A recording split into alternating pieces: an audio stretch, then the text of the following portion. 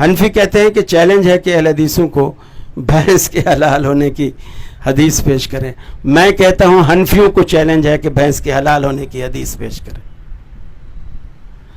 اور حلال حرام کرنا اہل حدیثوں کا کام ہے. اگر دیکھیے عقل کی بات، عقل دیکھو ان لوگوں کی، ورنہ تو کہتے ہیں نا کہ عقل سر کی بجائے گھٹنے میں ہو تو آدمی پاگل ہوتا ہے، لیکن گھٹنے میں بھی تو ہونا ہے، تو گھٹنے میں بھی نظر نہیں آ رہی. اگر آپ کے نزدیک بھینس کے حلال ہونے کی کوئی حدیث نہیں ہے تو آپ کے نزدیک بھی تو اگر آپ نے نبی کا کلمہ پڑھا ہے تو آپ کے نزدیک بھی بھینس کو کیا ہونا چاہیے؟ حرام ہونا چاہیے.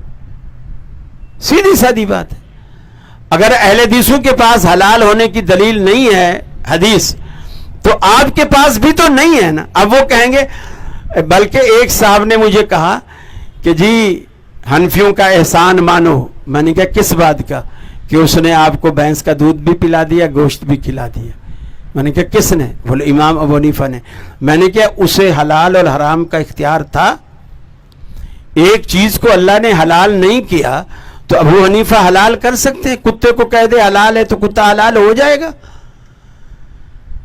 اب آپ آئیے، ان کے پاس دلیل نہیں ہے، ہمارے پاس ہے. نبی کریم نے جانوروں کی لسٹ نہیں بتائی کہ یہ جانور حرام ہے، یہ حرام ہے، یہ حرام ہے، یہ حرام ہے، یہ حلال ہے، یہ حلال ہے، یہ حلال. اگر ایسی لسٹ بناتی تو میرا خیال ہے پورا قرآن مجید جنگلات کے جانوروں سے ہی بھر جاتا. آپ نے یہ لسٹ نہیں بتائی، آپ نے فارمولے بتائے. آپ نے جانوروں کا فارمولہ یہ بتایا، جو زیناب نہیں ہیں ان کے آپ دیکھو گے جبڑا نیچے کے دانت بھی اور اوپر کے دانت بھی بالکل برابر ہوں گے جیسے انسانوں کے دانت ہیں.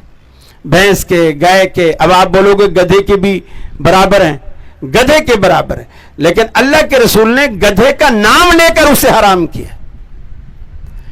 اگر اس فارمولے سے ہٹ کر کوئی چیز آ رہی تھی، یعنی وہ جانور حرام ہے لیکن حلال فارمولے میں آ رہا تھا، تو آپ نے نام لے کر اسے حرام کر دیا.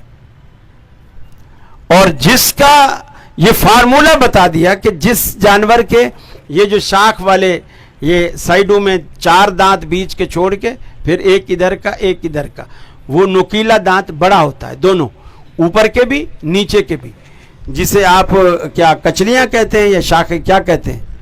ہاں کچلی کہتے ہیں. وہ جس جانور جو چیر پھاڑ کرنے والے جیسے شیر ہے، کتا ہے، بھیڑیا ہے، گیدڑ ہے اور اس طرح کے جتنے بھی درندے ہیں، وہ سارے کے سارے اس فارمولے میں جو زیناب ہیں وہ سارے حرام ہیں، اور جو زیناب نہیں ہیں وہ سارے حلال ہیں.